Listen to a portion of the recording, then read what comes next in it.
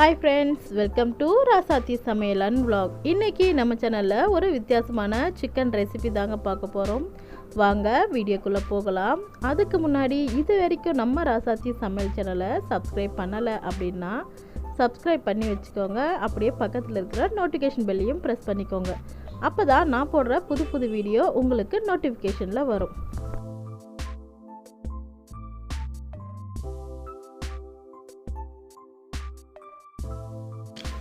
இந்த ரெசிபி செய்கிறதுக்கு பார்த்திங்கன்னா நம்ம ஆல்ரெடி சிக்கன் பக்கோடா பொரிச்ச எண்ணெயில் தான் செய்ய போகிறோம்.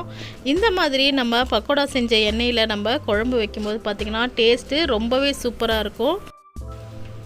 இப்போ நம்ம சேர்த்துருந்த எண்ணெய் பார்த்திங்கன்னா நல்லா சூடாயிடுச்சு. இப்போ நான் இதில் கொஞ்சமாக கடுகு, சீரகம், அடுத்து பார்த்திங்கன்னா கடல் பாசி, பட்டை, கிராம்பு எல்லாமே சேர்த்துருக்கேன். இப்போ இது ஆயிலில் நல்லா பொரியட்டும்.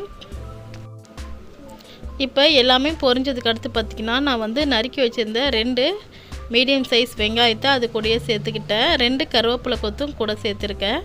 இப்போது வெங்காயத்தை நல்லா நம்ம வதக்கி விட்டுறலாம். உங்களுக்கு இப்போ இந்த வெங்காயத்தோட கலர் பார்க்கும்போதே தெரியும் பக்கோடாவோட எண்ணெய் எவ்வளோ சூப்பராக இருக்குன்னு பாருங்கள். இந்த மாதிரி நம்ம எண்ணெயில் செய்யும்போது குழம்பு ரொம்பவே சூப்பராக இருக்கும். கண்டிப்பாக நீங்கள் ஒரு தடவை செஞ்சு பாருங்கள். இப்போது வெங்காயம் நல்லா வதங்கியாச்சு. இப்போ பார்த்திங்கன்னா நம்ம தக்காளி சேர்த்துக்க போகிறோம்.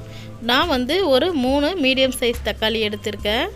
இப்போது இந்த தக்காளி இதிலேயே சேர்த்துட்டு இதுவும் நல்லா வதங்கி வரணும். இப்போ பாருங்கள், நம்ம சேர்த்துருந்த தக்காளி நல்லா வதங்கியாச்சு. இப்போ நான் ஒரு பெரிய டீஸ்பூனில் நம்ம 1 டீஸ்பூன் அளவுக்கு இஞ்சி பூண்டு விழுது சேர்த்துருக்கோம். இப்போது இஞ்சி பூண்டு விழுது சேர்த்துட்டு நல்லா பச்சை வாசனை போகிற வரைக்கும் இதை நம்ம நல்லா வதக்கி கொடுத்துடலாம். இப்போ பார்த்திங்கன்னா நம்ம சேர்த்துருந்த எல்லாமும் நல்லா வதங்கி வந்துடுச்சு. நல்லா ஒரு பேஸ்ட் பதத்துக்கு இருக்குது. இப்போ நம்ம எடுத்து வச்சுருந்த சிக்கனை சேர்த்துக்கலாம். நான் பார்த்திங்கன்னா ஒரு 3/4 கிலோ அளவுக்கு சிக்கன் எடுத்து சேர்த்துருக்கேன். நாம் சேர்த்துருந்த வெங்காயம், தக்காளி, இஞ்சி பூண்டு பேஸ்ட் எல்லாமே சிக்கனில் படுற அளவுக்கு நல்லா நம்ம கலந்து விட்டாச்சு.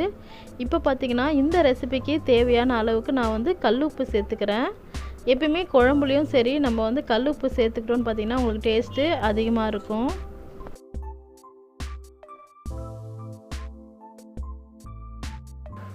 இப்போ நம்ம அடுத்து இது கூட கொஞ்சமாக மஞ்சத்தூள் சேர்த்தாச்சு. மஞ்சத்தூள் சேர்த்து இதை நல்லா கலந்து விட்டுட்டோம்.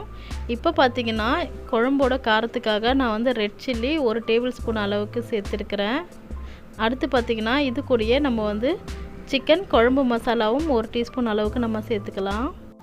அடுத்து வீட்டில் யூஸ் பண்ணுற குழம்பு மிளகாத்தூளும் ஒரு 2 ஸ்பூன் அளவுக்கு சேர்த்துக்கிறேன். இப்போது குழம்பு மிளகாத்தூள் சேர்த்துட்டு பார்த்திங்கன்னா இது எல்லாத்தையுமே நம்ம நல்லா கலந்து விட்டுறலாம். இப்போது நம்ம சேர்த்துருந்த எல்லா மசாலாவுமே நல்லா வதங்கி வந்துடுச்சு. பச்சை வாசனை எல்லாம் போயாச்சு. இப்போ பார்த்திங்கன்னா நான் இதில் ஒரு 1/4 மூடி அளவுக்கு தேங்காய் எடுத்திருக்கேன்.